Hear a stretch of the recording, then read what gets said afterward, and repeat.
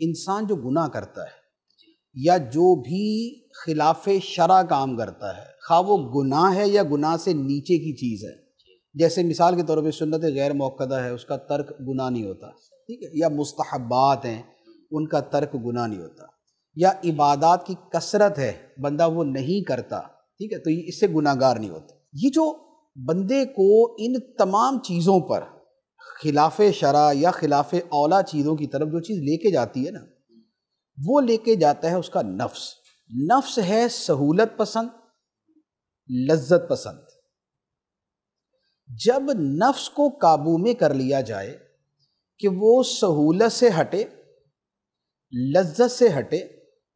اپنی خواہشات سے دور ہو، اس کے لیے لفظ استعمال ہوتا ہے مجاہدہ،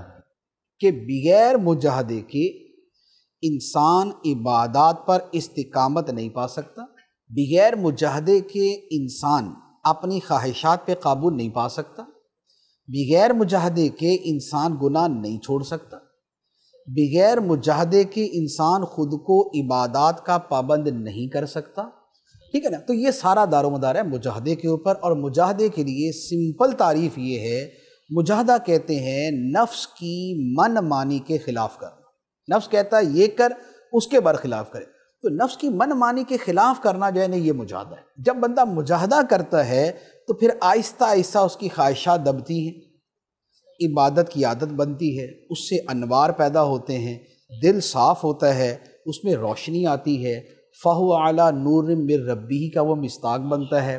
فراست اسے نصیب ہوتی ہے، پھر فَإِنَّهُ يَنظُرُ بِنُورِ اللَّهِ عَزَّ وَجَلَّ، پھر اسے یہ چیز حاصل